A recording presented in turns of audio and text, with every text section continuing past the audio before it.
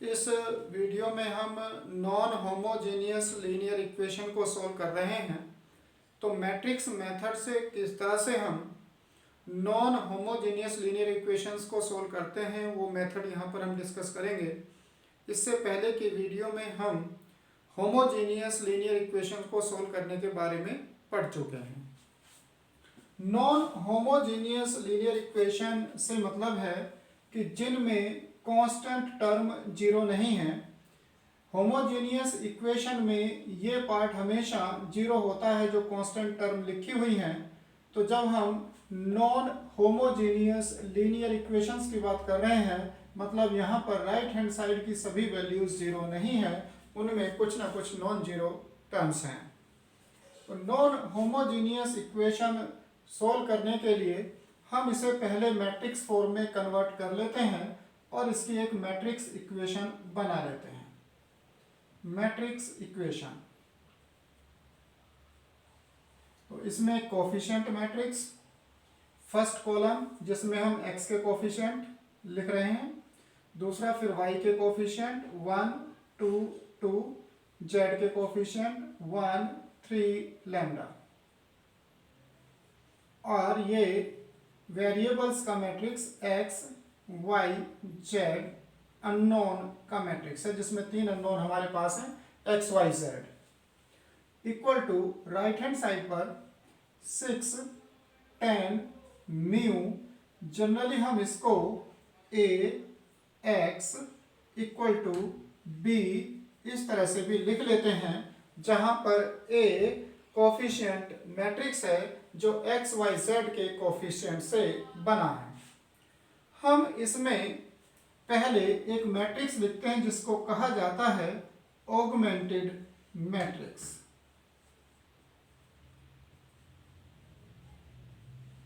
Augmented word का meaning होता है कि जब उसके किसी नेचुरल साइज में कुछ उसमें आप बढ़ोतरी कर दें, उसका साइज बढ़ा दें। तो हम यहाँ पर जो a है उसका साइज बढ़ाते हैं इस तरह से। इसको लिखने का तरीका है कि आप इस तरह से लिख देते हैं और a और b दोनों को लेकर एक साथ ही एक मैट्रिक्स में लिख देते हैं। 1 1 1 1 2 2 1 3 लैम्डा, और a के बाद जैसे आपने यहाँ पर एक डॉटेड लाइन बना दी, इसके बाद b को लिखेंगे 6 10 म्यू, यानी जो a का साइज था उस साइज को आपने बढ़ा दिया, इसलिए यहाँ पर ऑगमेंटेड वर्ड यूज हुआ है। तो ये ऑगमेंटेड मैट्रिक्स में हम इसकी रैंक पता करके ये बताएंगे कि जो इक्वेशन आपको दी गई हैं इनके सॉल्यूशन किस तरह के होंगे। तो इसे पहले रैंक पता करने के लिए हम इकोलन फॉर्म में कन्वर्ट करेंगे। R3 change to R3 minus R1, R2 change to R2 minus R1, 1 minus 1 0, 2 minus 1 1, lambda minus 1 और mu minus 6।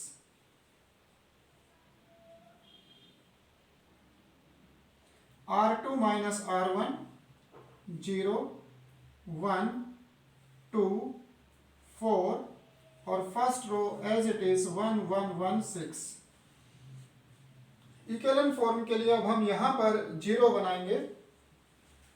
R3 change to R3 minus R2, तब ये मैट्रिक्स आ जाएगी 0 0 this minus this, lambda minus 3, this minus this, mu minus 10। अब यहाँ पर 0 हम नहीं बना पाएंगे क्योंकि यहाँ पर 0 बनाने का मतलब हुआ कि फिर ये 0 नहीं रहेगा, इसलिए हमारी ये इक्विवेलेंट फॉर्म बन गई है।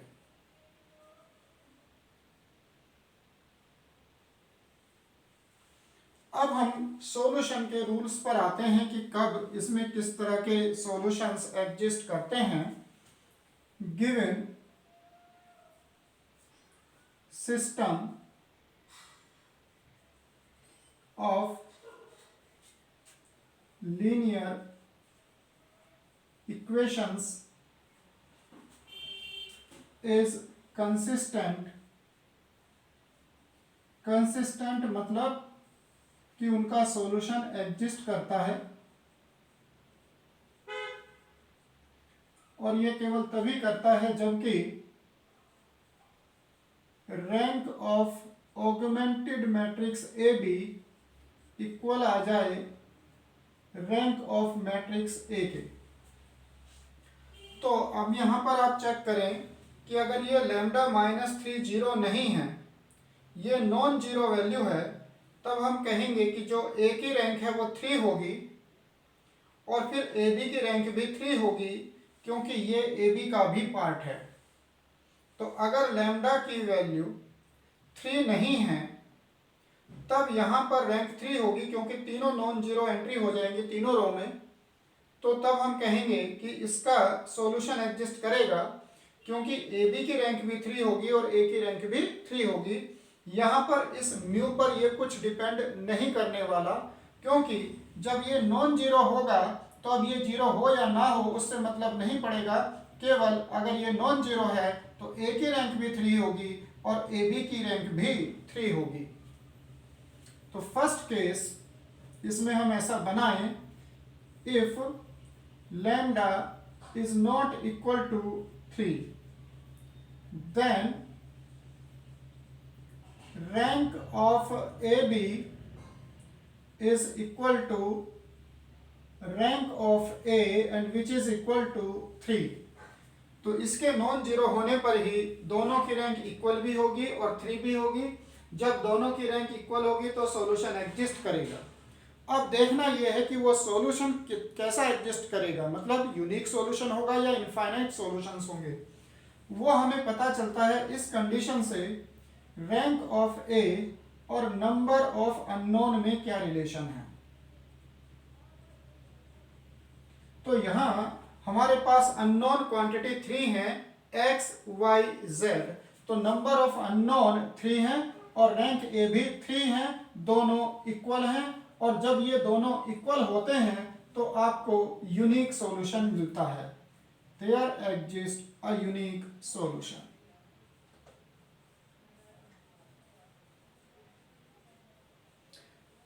तो लैम्डा अगर 3 नहीं है तो यहां पर आपको एक यूनिक सॉल्यूशन मिलेगा। लेकिन अगर लैम्डा की वैल्यू 3 हो जाए, case 2, if lambda equal to 3, lambda equal to 3 होने पर यहां ये 0 बन जाएगा, और अगर ये 0 हो गया तो ए की जो रैंक है वो 2 हो जाएगी। तब हमने देखना है कि ये ए बी की रैंक तो 3 नहीं हो जाएगी। ए बी की रैंक तभी 3 हो पाएगी जब म्यू की वैल्यू 10 ना हो। तो हम इसमें ये कह रहे हैं कि म्यू की वैल्यू जो है वो 10 नहीं है और लैम्डा इक्वल टू 3 है, तब ए की रैंक तो 2 हो जाएगी और ए बी की रैंक 3 हो जाएगी। और जब ये रैंक अलग अलग होंगी तब हम कहेंगे कि ये सॉल्यूशन नहीं हो पाएगा, system of linear equation is inconsistent. If lambda equal to 3 and mu not equal to 10, then rank of AB equal to 3 and rank of A equal to 2। अब ये दोनों इक्वल नहीं है।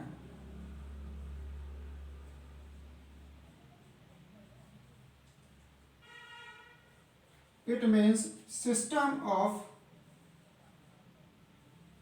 linear equations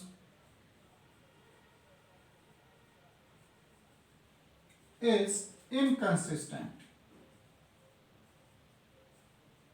इनकंसिस्टेंट का meaning हुआ solution not exist.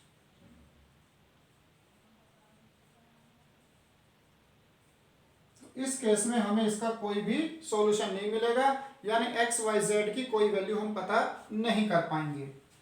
अब हम इस केस पर आए कि अगर हम म्यू की वैल्यू भी 10 ले लें, यानी आपने लैम्डा इक्वल टू भी 3 लिया है और म्यू की वैल्यू भी 10 ले ली है, उस केस में क्या होगा कि रैंक ए और रैंक ए बी फिर से दोनों इक्वल हो जाएंगे। Rank A equal to rank A B, और किसके इक्वल होंगे? अब ये रैंक हो जाएगी 2।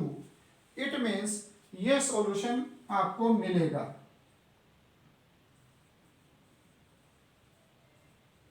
अब हमें देखना होगा कि सॉल्यूशन कैसा मिलेगा, यानी यूनिक सॉल्यूशन होगा या इनफाइनाइट सॉल्यूशंस होंगे, ये हमें कैसे पता चलेगा?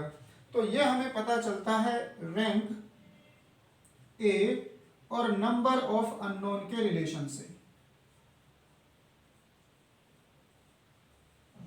इस केस में यहां पर रैंक हमारे पास ए की 2 आई है और नंबर ऑफ अननोन 3 है, तो इसका मतलब हुआ कि रैंक ए लेस है नंबर ऑफ अननोन से, तो यहां पर हमें इनफाइनाइट सॉल्यूशंस मिलेंगे।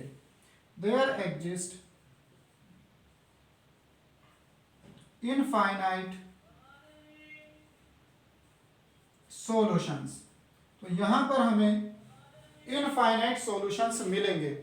अब हम जानना चाहते हैं कि वो इनफाइनाइट सॉल्यूशंस कैसे होंगे, क्या होंगे, तो हम इन वैल्यूज को यहां पुट करके आगे सोल्व कर लेते हैं। Putting values of lambda and mu, putting lambda equal to 3 and mu equal to 10, then A B equal to 1116 0124 and 0000। अब इससे हम वापस अपनी इक्वेशन वाली फॉर्म बनाएंगे 111 012 000 XYZ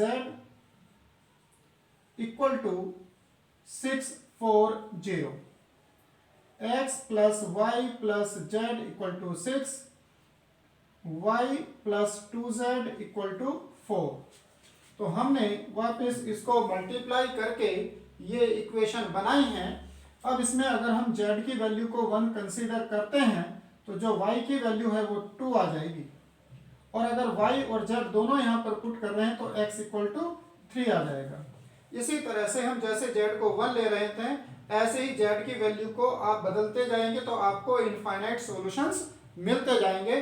तो जो इनफाइनाइट सॉल्यूशन एग्जिस्ट करेंगे उनमें से ये एक सॉल्यूशन है।